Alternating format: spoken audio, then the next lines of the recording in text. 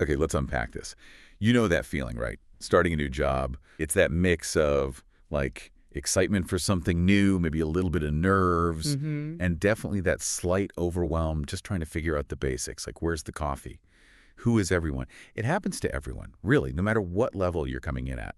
It's always a challenge getting into a new team, a new environment. Oh, absolutely. It's pretty universal, isn't it? You're basically stepping into a whole functioning system and, how that organization actually brings you into the fold. That can make a huge difference. It really sets the tone. Totally.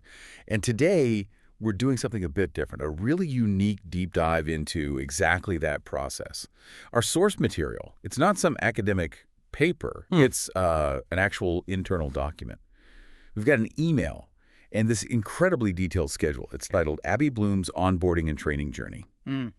So this was sent to Abby Blume, who was just starting at Springfield University, specifically in the Development and Alumni Relations team. And that team, for anyone not familiar, they're the ones, engaging alumni, building relationships with donors, securing the funding the university needs. It's crucial work. The email itself came from 3 people.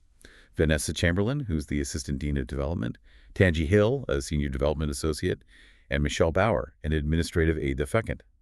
It's dated September 27th, and Abby's first day was that following Monday, September 30th. Yeah, and our goal here, our mission for this deep dive, it's really more than just looking at a schedule, right? We want to meticulously go through Abby's first couple of weeks and sort of pull out the key insights. What makes an onboarding process truly comprehensive? What does a schedule like this tell you, maybe subtly, about how an organization works, its priorities, and frankly, just how much there is to learn when you start somewhere new? Exactly. Think of it like a shortcut, Right. a way to understand the deliberate thought that goes into trying to set someone up for success. And as we go through Abby's schedule, think about what it tells us about this specific team at Springfield University. What insights does it offer for you? Maybe you just started a new job, or perhaps you're the one welcoming new people onto your team. What can we learn here? Okay, so Abby's journey kicks off Monday, September 30th. 8 a.m. is orientation. Standard stuff. But then, the very next thing, right after orientation, 9 a.m., PC setup. IT team, inner office, room 3 core team. Right out of the gate, getting the tech sorted. Now, some might just see that as, okay, box ticking, but scheduling IT first thing, day one, what does that signal to you? Well, I think it's actually more strategic than it looks, putting it right there immediately. Yeah. Yes, it signals they value productivity, sure, but it also shows they understand, look, the basic tools have to work before anything else meaningful can happen. It just removes a potential frustration point straight away. Lets Abby feel, equipped rather than hitting tech roadblocks later. It's about laying that groundwork. That makes a lot of sense. Get the practical stuff working. Yeah. And they don't just leave her there. 10 a.m., she's in a development team check-in conference room, followed by an office tour and introductions with someone named Mara Lewis at 11. So, immediate team immersion. What's that tell you? Yeah, that's a really strong sign of a collaborative culture, I think. Instead of just like paperwork or solo reading, they're prioritizing integrating her socially with the team right away. It suggests they value building those relationships. They want her feeling like part of the group from morning one. That human connection, it's just so important, especially in development, which is fundamentally about relationships. So practical setup, person connection, boom, boom. The afternoon continues that blend. There's advanced online training from 1 to 2, looks like in Michelle Bauer's office, but then crucially, one-on-one meetings, 2 p.m.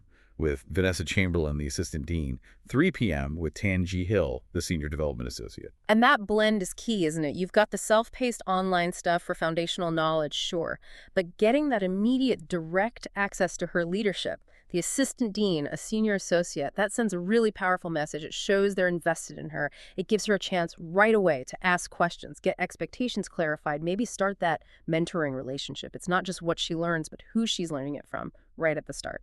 Okay, moving to Tuesday, October 1st. The balance continues. 10:30 a.m., she meets Matt Reardon and Fletcher Reed from Prospect Management and Analysis. Oh, and then there's an optional professional photo session. Interesting. Meeting prospect management and analysis early. That's strategic. These are the folks basically identifying and researching potential donors. They shape the fundraising pipeline. So by meeting them, Abby gets an immediate grasp of how the university finds its opportunities and, crucially, where her own work is going to fit into that bigger picture. And the photo. It seems minor, maybe, but it subtly reinforces that expectation of, professional representation, being a face of the university. I say that, yeah. Positions her within the institution. And then 12 p.m. Tuesday, a full team welcome lunch. That really doubles down on the social integration we were talking about, doesn't it? It does, absolutely. Formal meetings are one thing, but a team lunch that moves things into a more relaxed space. Team building, it's often where you get a better feel for the informal culture, helps Abby build that rapport, feel like she's really part of the team, not just, the new person with a title. The afternoon then has another meeting with Michelle Bauer, the admin aide, probably more processes, nuts and bolts, and then more of that advanced online training. So continuing the practical learning. Okay, so by Wednesday, October 2nd, the schedule starts to branch out beyond her immediate team. 1 p.m., she's meeting Jenna Bradshaw Cooper, who's the Senior Director of Gift Planning. And then at 3:30 p.m., Ben Warren, the Director of Alumni Relations. What is that widening circle signal? This really highlights how interconnected these roles are. Development and alumni relations aren't silos. Jenna in gift planning deals with the complex long-term giving strategies. Think bequests, trusts. That's a whole specific area. And Ben in alumni relations. Well, engaging former students is absolutely fundamental to building that long-term donor base. Meeting them early helps Abby understand the whole ecosystem, from cultivating relationships to sophisticated giving to that lifelong connection with alumni. It's broader than just immediate fundraising asks. Community building, not just transactions. Got it. Now, Thursday, October 3rd. This is where the schedule gets really interesting. It's not a meeting. It's the inaugural Reva Shane Lewis Lecture on Contemporary Developments in Cloning. 9 a.m. to 1 p.m., Grand Hall. What does sticking that into a development onboarding schedule tell us about Springfield University? Oh, that's fascinating, isn't it? This lecture, it's not just like a fun extra, it's actually a really powerful insight. By putting Abby right into their academic and intellectual world, basically from day one, they're signaling something important.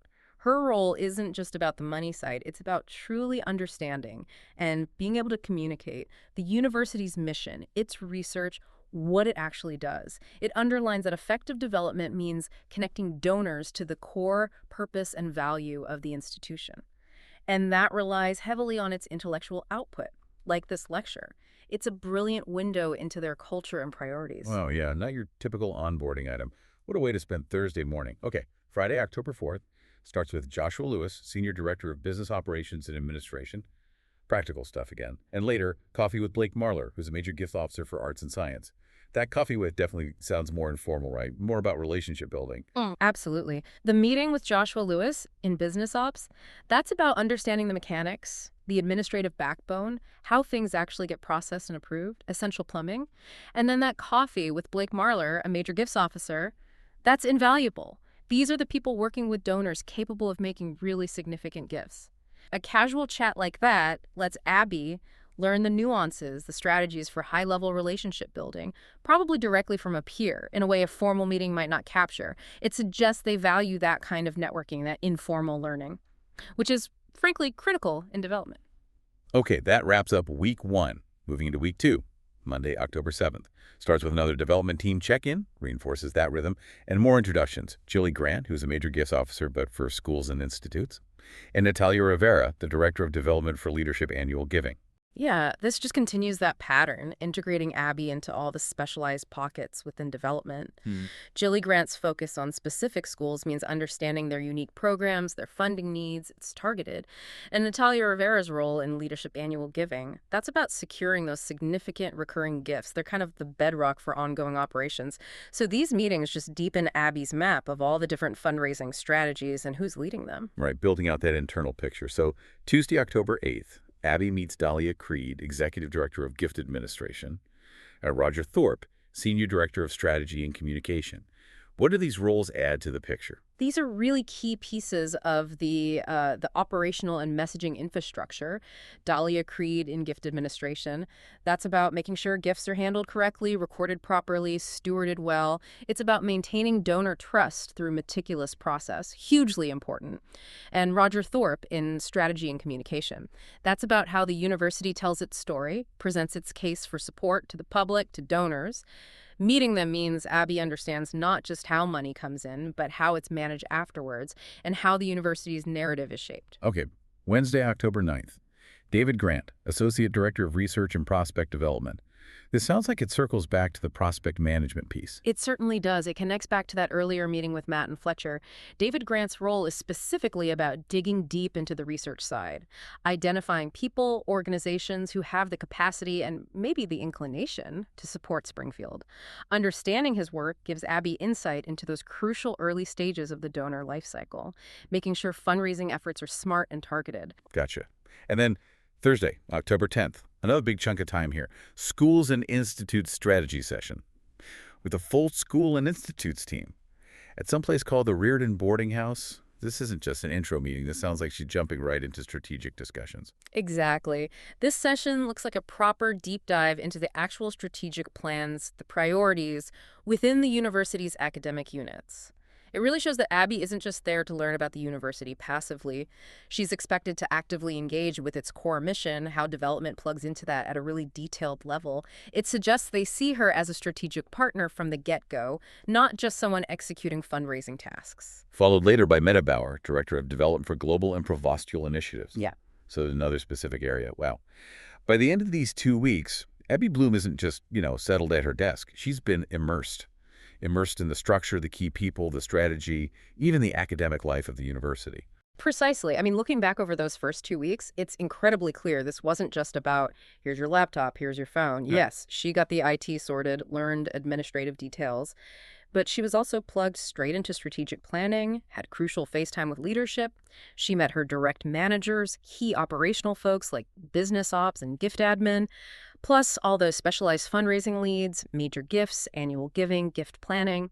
And importantly, she got exposure to the wider academic mission and the alumni relations side.